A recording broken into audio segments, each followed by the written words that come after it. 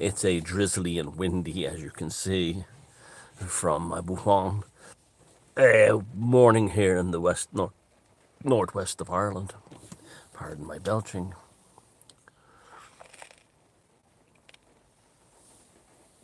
I hope everybody's keeping well. I hope you're all safe and sound, and you're not getting too caught up in this wave function collapse, which is supposed to happen, and all the madness that's unfolding, you're supposed to observe it as confirmation, but do not get caught up deep in it. I guess what we hold also counts towards getting through this wave function as well. So remember how successful you were with that, with the scamdemic. And here we are now again. Toolkits are often usable from one scenario to the next. So last night I had a terrible night. I had a terrible nightmare.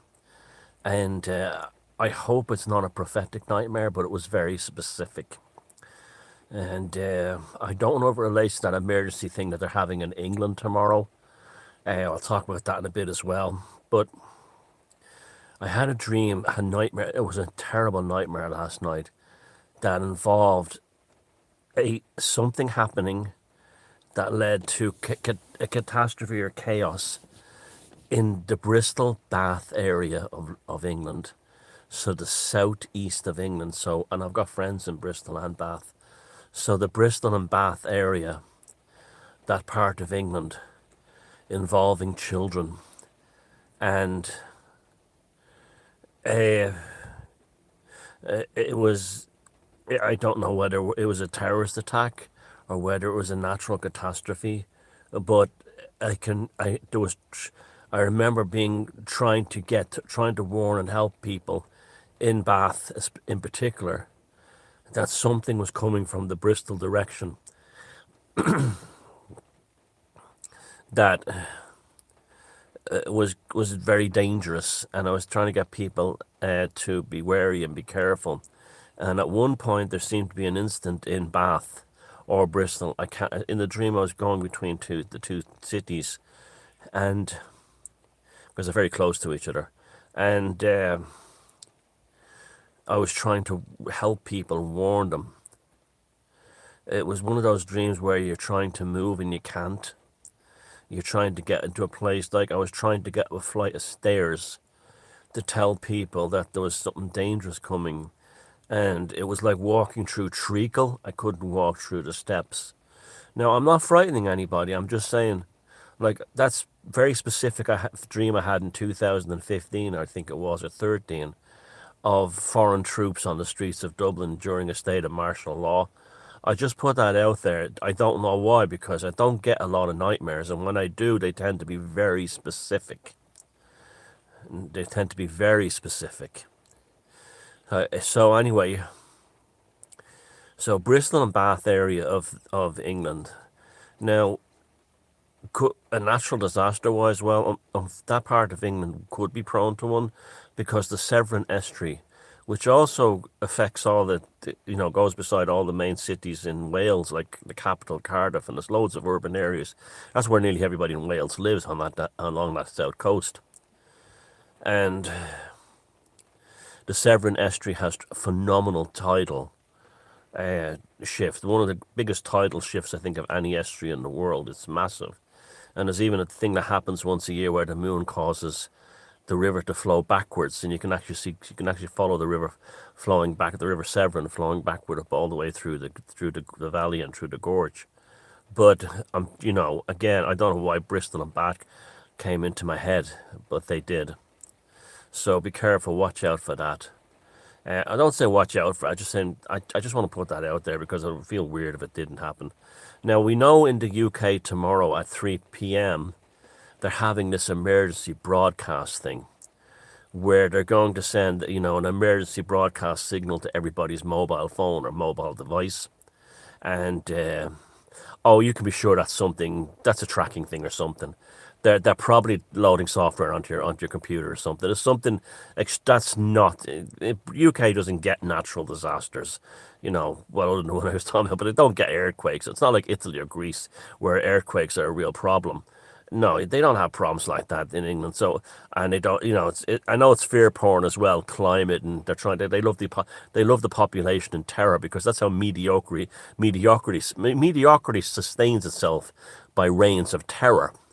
Like in the job, where the boss or the middle manager who's really crap and really doesn't know what he's doing, by making everybody else below him worried about getting fired, gives his mediocrity an artificial inflation of worth and power.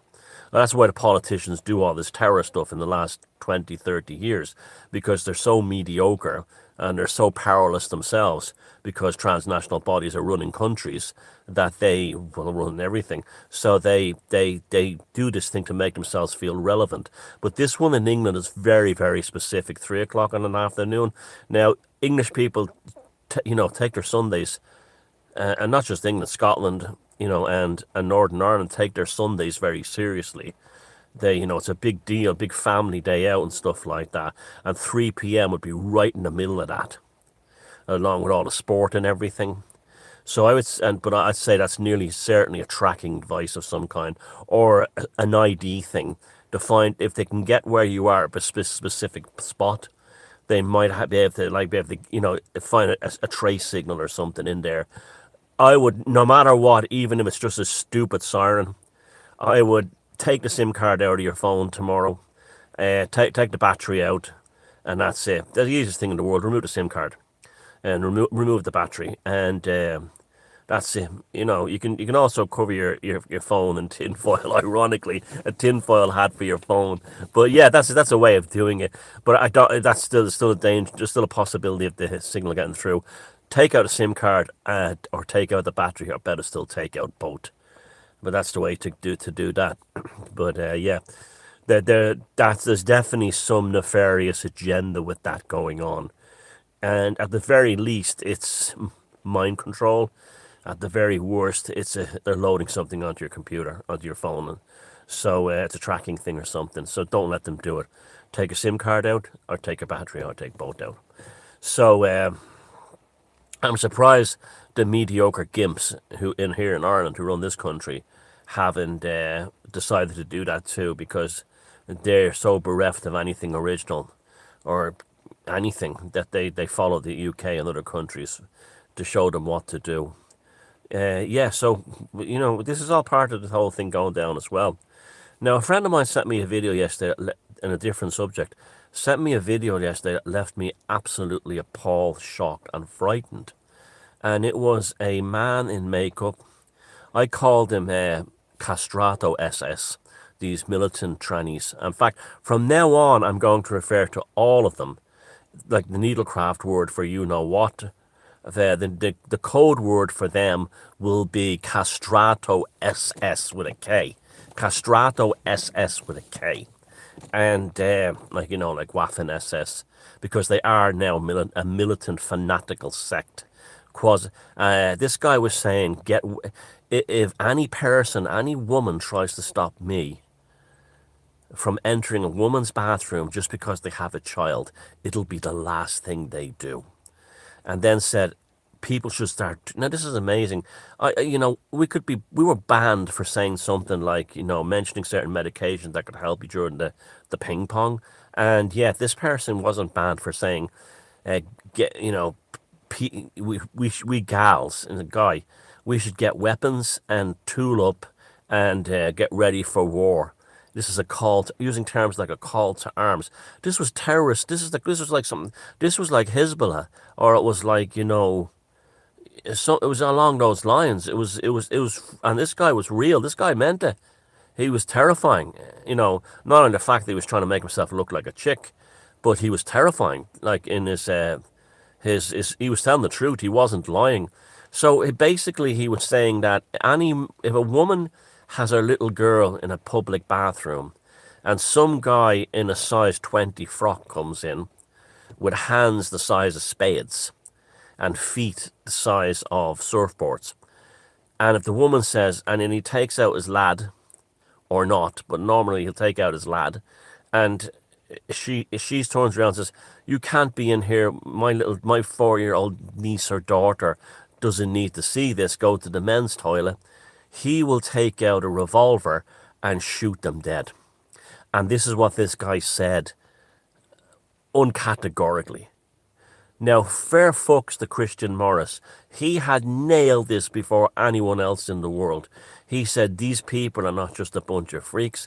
They are dangerous, fanatical cult. And they are getting ready to go to war. It already happened in that Christian school in America where they first tried to blame it on Christians. What? And then, when that didn't work, tried to blame it on pagans. By the way, I hope you read my response to Naomi Wolf. I'll put the link down below regarding, this whole pagans are now on the firing line. We're the group that has no power on this earth. You'd be hard-pressed to find the group on this earth, excluding Hindus, but outside Hindus, that have no power as the pagans, have so little power as the pagans. And yet we're starting to grow our numbers and we're starting to grow our influence, particularly in military. I get lots of emails and messages from members of the US military who are pagans and have for a while now, a few years. My book, The Druid Code, was actually quite popular among certain pagan type men and women in the US armed forces. So that's why they sent me they sent me that beret. And a few others, and it's a big, the paganism, particularly Nordic paganism, is growing, and Celtic paganism, in the US military, but it's still tiny, and we're not a power force, we don't have political power, we don't have really economic power, but for some reason they started picking on us. Why? Because if you're a pagan, you're not a people of the book.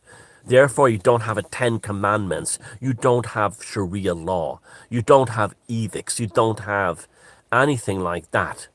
And that way, fatwas, and that way it's up to the individual pagan to make his own mind up or her mind up about things. We abide by natural law and human decency. We don't need a desert sky fairy to tell us what's right and what's wrong. It is innate. And except for Christians who say, if we didn't have the Bible, we wouldn't know right from wrong. Those types. Well, they just knit it down to they're either an NPC or a psychopath. And they need a book to tell them right from wrong. But, so, where was I? So, Christian Morris. So, fair fucks to the man. He was on that gay... This is that thing. Gay men have a shamanic, almost mystical nature to them. I don't know what, you talk about the homos have great intuition. Now, I've always known that. I've always known that around gay men. They have fantastic intuition, better than a woman. And women are bad enough, but but they have really good intuition, right? But it's almost to the level in some gay men is shamanic. And if I was a leader of a real organisation, which I never would be, or a country, if I was a Prime Minister of Ireland, I would actually employ gay men in my cabinet just as bullshit detectors, just for that reason. Not gay men aligned with pride. Pride is a bizarre thing. Pride is just a group of people who define themselves exclusively by the sexual organs. They've no hobbies, they've no interests, they've no dynamic personalities, they've nothing beyond the sexual organs. And they define everything in existence by their sexual organs because there's nothing else to them. Well, I wouldn't have one of them types. I'd have people like him, Christian Morris, and those kinds of gay guys that have that laser beam fucking intuition. But he said that nearly 2 or 3 years ago now. Watch these bastards. They're extremely dangerous. It's a cult and they're going to commit terrorist offences. You're looking at something like Hezbollah or something starting, or Al-Qaeda starting up with these bunch. And here we are all over the internet, and we're actually doing it in real life. They're actually doing it in real life. And so castrato SS is something we're going to have to face down. Governments, of course, won't do it for 2 reasons. One, they think it makes them look cool and trendy, which it doesn't. And 2, they want to destroy traditional Western values. They want to wreck and destroy traditional Western values. And that's a big part of it. They're not knowing, they're taking kids who are artistic or confused. I reckon that 99% of the kids going through transitional surgery are probably gay and confused. And before you, these psychiatrists and nut jobs, which is totally now proves that Tom Cruise and Scientology are completely incorrect about psychiatry, 100%. I don't know about the rest of Scientology stuff, but they're bang on about that. And actually, there's a lot of good things in Scientology. There's got good things in Christianity and Judaism and Islam. You take the good with the bad, but it's a thing that has to be confronted now. You cannot have a situation where mothers are afraid to take their little daughters, or their aunts take their little niece, or grandmothers take their granddaughter into a public toilet, a female public toilet.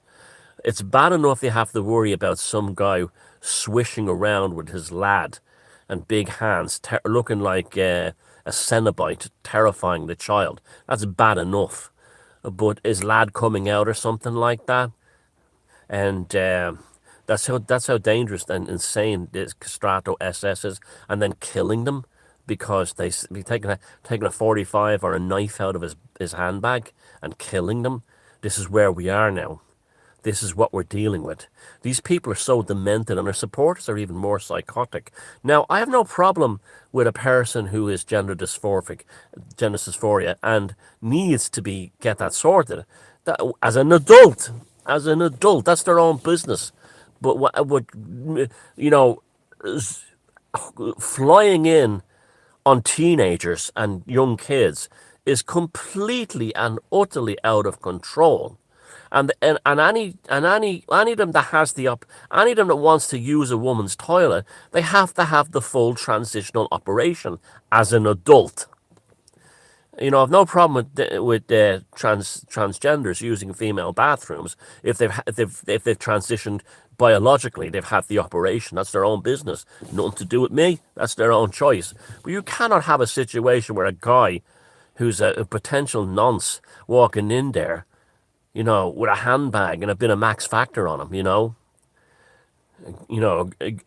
could you imagine something like in Ireland, in rural Ireland, we have this thing called the National Ploughing Contest. It's probably one of those things that's unique to a country. It's probably similar to rodeo. The way in America, in a lot of rural America, in the West anyway, they have rodeos. It's a cultural thing. Here in Ireland, they have ploughing competitions, and they're huge things that will pull in hundreds of thousands of people. Now, you're going to have a situation now where you're going to have, in, say, a rural area in Ireland, you're going to have, fellas showing up in the female toilets at the National Ploughing Competition, where wearing a handbag and makeup and his giant hands, and he's going, hi, girls, this would be done deliberately to assault something that's intrinsic to rural Ireland, to goad them so they can say, oh, the National Ploughing they're all transgender, all this, there wasn't one single pride flag. Get your Max Factor out of my fucking tractor. That's what I would say to them. Get your Max Factor out of my tractor. That's what I would say at the National Ploughing Festival. It's disgraceful. When you walk around a city and see these, and it's not just Pride Week, it's Pride Month, it's Pride all the time. These rainbow flags are everywhere. This is the flag of the conquering army, and it has nothing to do with traditional gays and lesbians. It has to do with a philosophically, culturally Marxist-minded psychic invasion run predominantly by white, wealthy, straight men. And the first target are the working class and people in traditional communities. And that's why they're going after things that, like you have these rodeos and they put the pride flag all over it. National Ploughing Competition. I don't know if it's happened here, but I'm sure it's going to come. And they're going to swarm on these things just to cause trouble. Castrato SS. And there's no mediation here. You cannot say, I think what I would say, I have no problem with a grown man who maybe has gender dysmorphia and feels they can actually, if they transition completely, it'll help them. I have no problem with that. Good luck to them. That's their own personal business. But you can't, and then I turn around and say, but you can't have fellas just wearing a handbag and makeup where he still has his lad and he's walking into a girl's toilet. Oh, you homophobe. No, I'm not. This is natural law. This is common human decency. This is, you have to have understandings, decorum, protocols. Good God. It's not a free-for-all out there. It's not a free-for-all in nature. It can't be a free-for-all in, regular society. It's not about tolerance. It's not about us being intolerant. It's about them lacking human decency. And them lacking courtesy, a common courtesy. If I was a fella who had a handbag and frock fetish, I wouldn't go into a female bathroom. I'd go to a male one, and you might deal with funny looks and things like that.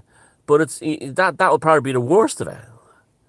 And I don't know really anyone who has a problem with ordinary transvestites and transsexuals. That's their own business.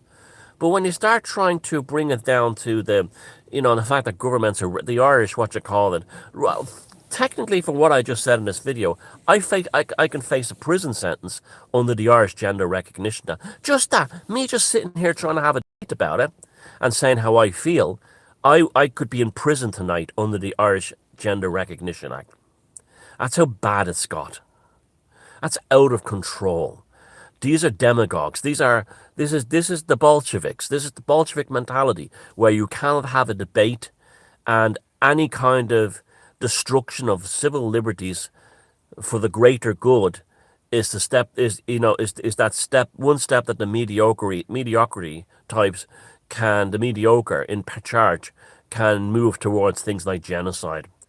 See, if you look at the Bolsheviks, the Khmer Rouge, the Chinese communist, the Chinese Cultural Revolution, they're all the losers. They're all the losers in the society. The people with no personality and no talent. And that's exactly what we see today. Look at the political representatives. It's an appalling vista for the most part of mediocre dullards who just follow what Klaus Schwab tells them to do. So this castrato SS is a thing that we have to start worrying about now, and we have to start. We need to start. The same way we said no to the needlecraft, we have to say no to this. As simple as that. And the rules, we can't, if they wanted to create a third bathroom that was non-gendered, I wouldn't have a problem with that. That will cost the taxpayers and the private businesses a fortune. And I know, I think, oh, well, fuck the corporations. Well, I have no problem with, I'm not talking about Twitter. I'm talking about the guy or the woman who has a small cafe or a small restaurant suddenly has to spend a fortune getting a third toilet. This is what I'm talking about. These things have roll-on impacts. But again, this is part of the wave function collapse. We have to go through this before we come out the other side. Imagine we're in a family that's a dysfunctional marriage. See, we're in what we are as a battered wife, and we're under the control of an abusive husband, the establishment. Eventually, you either die like the normies and the NPCs and you're battered into submission, or you run away to the homeless shelter. When you run away to the homeless shelter, it's really difficult. Anyone who's had like a breakaway from one of these, you can always tell a loser and a nut job is when you break away from them and they keep trying to contact you, even years later. And that's what they're doing to us. That's what this phone, more and more people are saying, I don't like these assholes. All you have to do is look at the hits that people like Neil Oliver get and the comments and the normal people, just normal UK people. And that's growing. Well, what this phone call tomorrow is like, shut up, bitch. You're not going out the front door. That's what that is. That's mediocre. Like all wife-beater males are mediocre. They're all insecure and wife beater. Well, all citizen bashing governments and controlling governments are mediocre and insecure. Look at the Scandinavian. Look at how the maggots were put in charge. And nearly got, and if it wasn't for people like us saying no, they remember they wanted that needlecraft ID pass, that digital ID pass. They wanted that forever. That was not to be a one-off thing. That was they said this is how it's going to be forever. You couldn't travel anywhere without it. You had that gimp here, Leo Varadkar, the so-called Prime Minister of Ireland, saying, "Well, we probably won't be able to travel, perhaps ever again." Smirk. You know, I want to talk about another thing. That Shedgate thing in Ireland with Claire Duffy and other RTE stars. Now remember, I'm more famous than RTE stars. Okay, just in terms of like my global audience. So, I was wondering about the shed, and Ashley and Lachlan said something yesterday about if you're really sick with a bad virus, why are you not tucked up in bed? What are you doing in a cold garden shed? And I was like, so there has to be something to a shed. What do you keep in a shed? Tools, what do you... And then it fucking dawned on me. You know what the shed is? Concentration camp.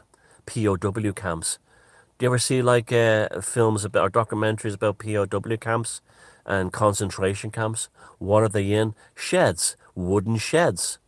Big wooden sheds. She was in a subconscious POW camp to make the audience believe that if they didn't get the needlecraft, or if they were us in the tribes who said that you would end up in what I'm in right now, a concentration camp. So it was to put the message out there that if you abstained or refused and you got a positive test, that you would end up in your own garden shed.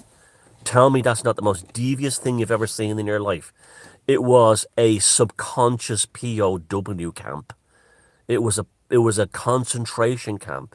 Now we know they were building them and putting people in them in Australia and China, but that's the Irish mediocre powers that be. We're actually flirting with how could we make them afraid? How could we make them afraid of POW camps without actually telling them that? I know. Let's put our stars doing warnings with the sniffles, pretending they're isolating. She was supposed to be isolating in a garden shed. You can do that in your bedroom with the door locked. The shed was designed to look, mimic, and pretend subconsciously to reach the minds of the viewers that this is what will happen. You will end up in a POW quarantine camp. Isn't that fucking insidious? Isn't that insidious? Good God. And that's what that was all about. I deciphered that one last night.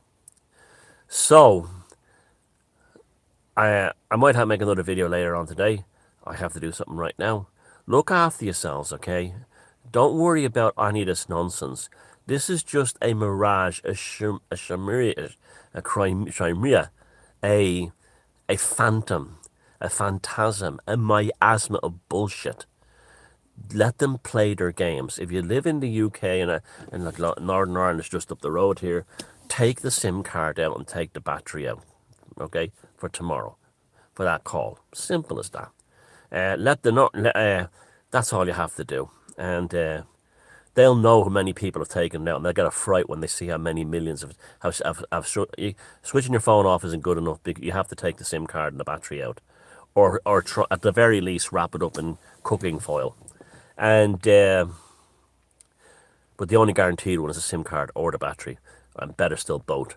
And don't worry about it. That's if it's five. Just here we go. Look at me.